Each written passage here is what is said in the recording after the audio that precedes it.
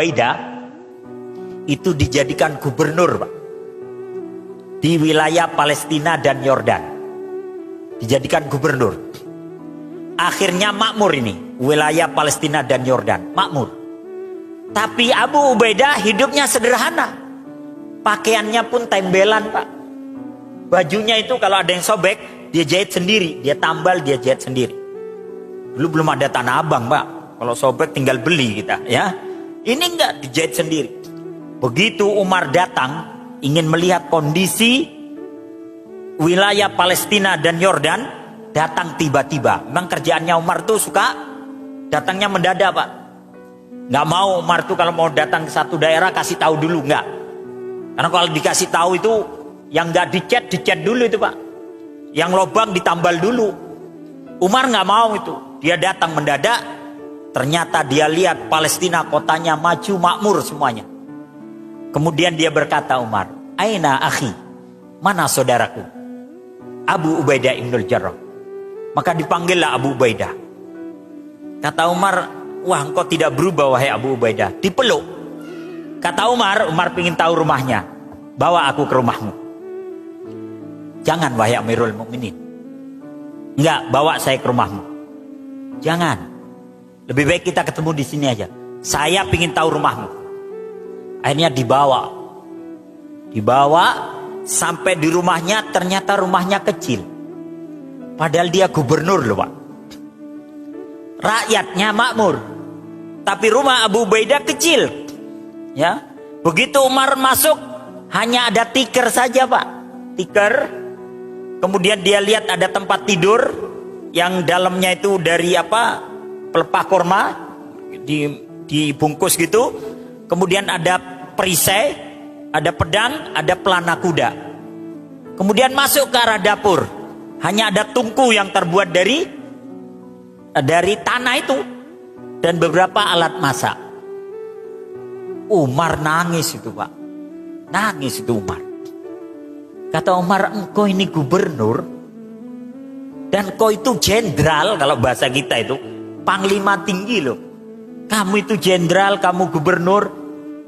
Halla ta'khud ma yanfa'uka. Kenapa engkau tidak mengambil hakmu yang itu akan bermanfaat untuk engkau dan keluargamu? Apa kata Abu Ubaidah ibnul Jarrah?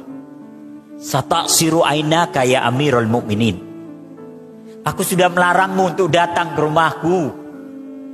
Karena kalau engkau datang, kau pasti akan memeras air matamu. Ibarat handuk tuh kalau diperas netes, Pak. Ya, engkau pasti akan memeras air matamu. Dan ini aku lihat kau memeras air matamu, wahai Amirul Mukminin. Iya, kenapa engkau tidak mengambil bagianmu? Engkau panglima perang dan engkau seorang gubernur.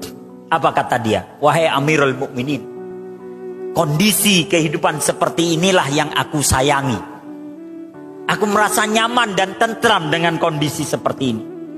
Dan supaya hisabku nanti tidak terlalu lama. Dihitungnya supaya tidak terlalu lama. Nangis itu Umar, Pak.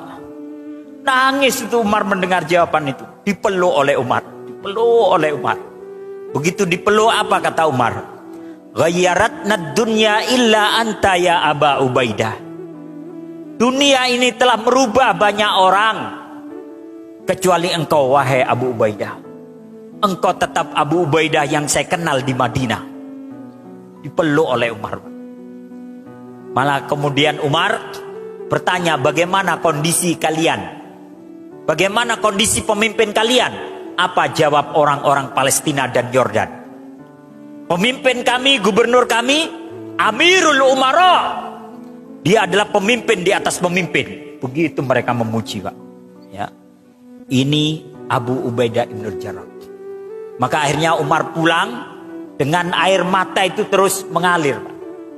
Sampai di Madinah beberapa tahun kemudian Umar mendapatkan kabar bahwa Abu Ubaidah ibnul Jarrah sakit dan kemudian dia meninggal dunia dalam keadaan hidup yang sederhana.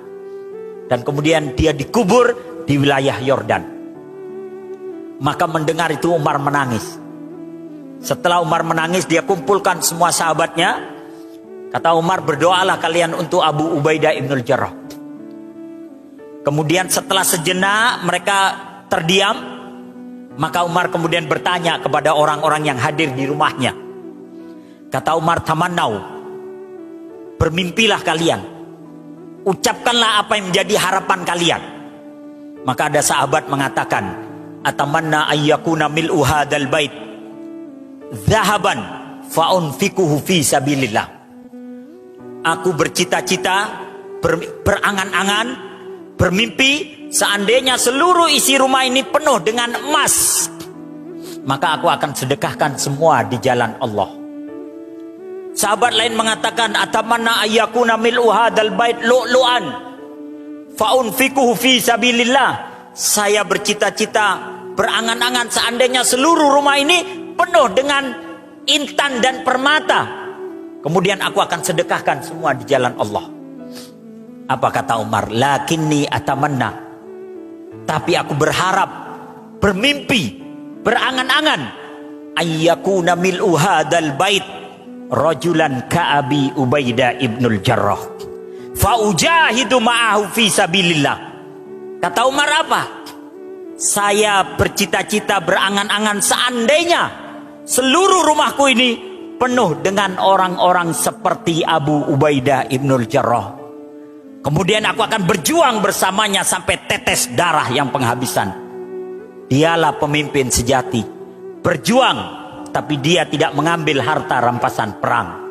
Menjadi pejabat, tapi dia tidak mengambil gajinya. Dia juga tidak mengambil kehidupan mewah. Dia lebih memilih kehidupan sederhana. Maka begitu Umar beberapa tahun kemudian, dia ditikam oleh Abu Lu'lu', orang Majusi. Kemudian Umar terbaring itu 3 hari sebelum wafat. Ketika dia terbaring, Umar mengatakan begini, seandainya Abu Ubaidah ibnul Jarrah masih hidup, maka aku akan mengangkat dia secara aklamasi sebagai penggantiku. Tidak perlu musyawarah lagi. Seandainya dia masih hidup, maka saya akan angkat dia sebagai penggantiku, Amirul Mukminin. Kalau seandainya Allah nanti akan bertanya kepadaku, kenapa kau angkat Abu Ubaidah ibnul Jarrah? Maka aku akan menjawab di hadapan Allah bahwa Rasulmu pernah berkata, wa aminu hadhil ummah Abu Ubaidah ibnul Jarrah. Orang yang paling bisa dipercaya pada umat ini adalah Abu Ubaidah ibnul Jarrah. Maka itu jawaban yang akan aku sampaikan di hadapan Allah. Tapi sayang, Abu Ubaidah telah mendahului kita. Inilah kisah seorang sahabat yang dia jenderal, pejabat, mampu untuk hidup mewah, tapi dia memilih kehidupan yang sangat-sangat sederhana. Bukan berarti dia miskin. Kalau miskin itu kondisi hidup, tapi kesederhanaan adalah pilihan hidup, gaya hidup. Dan itulah dilakukan oleh pejabat-pejabat yang ada pada masa Umar ibnul Khattab. Dan Umar tidak salah dalam memilih para pejabatnya. Inilah kisah dari Rijalun Haular Rasul,